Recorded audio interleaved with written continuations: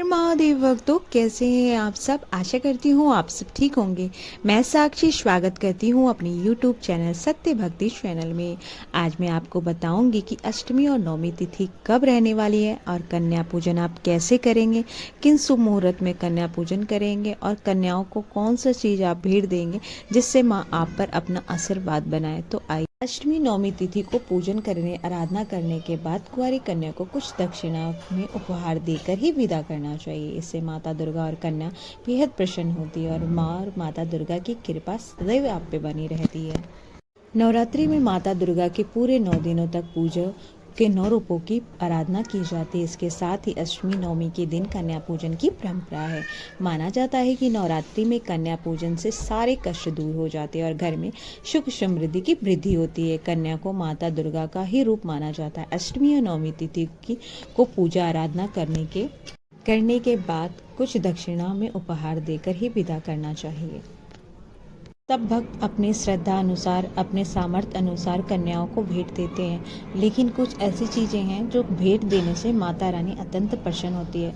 कन्याओं को चांदी का सिक्का दे जिससे माता दुर्गा का चित्र आकृतित हो।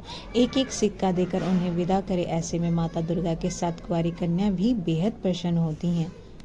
लाल वस्त्र। अष्टमी या नवमी तिथि में कुंवारी कन्या पूजन और भोजन के बाद उन्हें लाल वस्त्र जैसे लहंगा, साड़ी इत्यादि देकर ही विदा करें। ध्यान रखें कि उस वर्ष में एक चुनरी अवश्य रखें। ऐसा करना शुभ माना जाता है और माता दुर्गा प्रसन्न होती हैं। श्रृंगार का सामान। श्रृंगार की वस्तुएं माता दुर्गा पर भी अर्पण होती है, इसीलिए कुंवारी कन्या पूजन के बाद उन्हें श्रृंगार का सामान देकर ही विदा करें।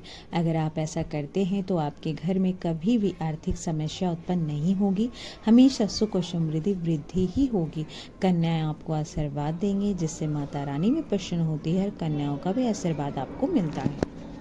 कन्याओं को अपने घर से विदा करते वक्त उनके पैर छूकर अवश्य आशीर्वाद ले, तभी पूजा सफल मानी जाती है। आइए अब जानते हैं कि चैत्र नवरात्रि की अष्टमी और नवमी पूजा का शुभ मुहूर्त क्या है। 26 मार्च को सोवन योग में कन्या पूजन होगी। शुभ उत्तम मुहूर्त 6:18 AM से लेकर 7:50 AM तक है। इसके बाद चर सामान्य मुहूर्त 10:55 से लेकर 12:27 PM रहने वाला है। लाभ उन्नति मुहूर्त और 12:27 PM से लेकर 1:59 PM तक रहेगा। तो आप अष्टमी तिथि के पूजन इन शुभ मुहूर्तों में कन्या पूजन आप कर सकते हैं। आइए अब जानते हैं कि 27 मार्च को आप कन्या पूजन किस मुहूर्त में करेंगे। 27 मार्च को कन्या पूजन सर्वसिद्धि योग है, रवि योग है और पुनर्वसु नक्षत्र है। इस दिन सर्वसिद्धि योग 6:17 AM से लेकर 3:34 PM तक रहेगा और रवि योग पूरे दिन। यही अभिजीत मुहूर्त 12:02 से लेकर 12:51 PM तक रहेगा। इस दिन लाभ उन्नति मुहूर्त 7:50 से लेकर 9:22 AM तक है। इन समय में आप कन्या पूजन कर सकते हैं। जानते हैं कि कन्या पूजन का कुछ नियम। कन्या पूजन में 2 से लेकर 9 की संख्या तक बालिका और एक बालक को रखना चाहिए। कन्या और बालक को उत्तर या पूर्व दिशा की ओर मुख करके बैठाना चाहिए। व्रती उनका स्वागत करे, उन्हें को बैठाने के लिए आसन दे, उनका पूजन करें और फिर उनको खीर, पूरी, हलवा, चना, मिठाई आदि परोसे। जब वे भोजन कर ले तो उनको उपहार और दक्षिणा देकर विदा करें। उस समय उनके फिर अगले वर्ष आने का निवेदन करें। कन्या पूजन के दौरान 2 से 10 साल तक की बालिका को आमंत्रित करना चाहिए। कन्या पूजन का महत्व क्या है। नवरात्रि के कन्या पूजन करने से सुख और समृद्धि, सफलता, आरोग्य आदि की प्राप्ति होती है। एक कन्या की पूजन से ऐश्वर्य मिलता है और 2 कन्या की पूजन से भोग प्राप्त होता है। 3 कन्याओं के पूजन से पुरुषार्थ बढ़ता है।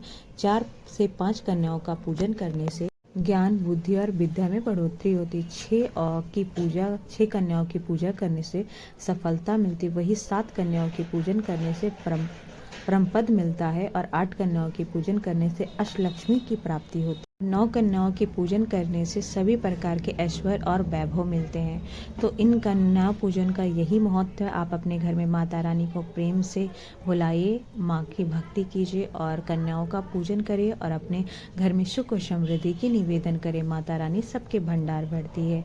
तो मैंने आपको बताया कि नवरात्रि में नवमी अष्टमी तिथि कब है और कन्याओं का पूजन किस शुभ मुहूर्त में आप कर सकते हैं, क्या भेंट दे सकते हैं अपने सामर्थ्य अनुसार।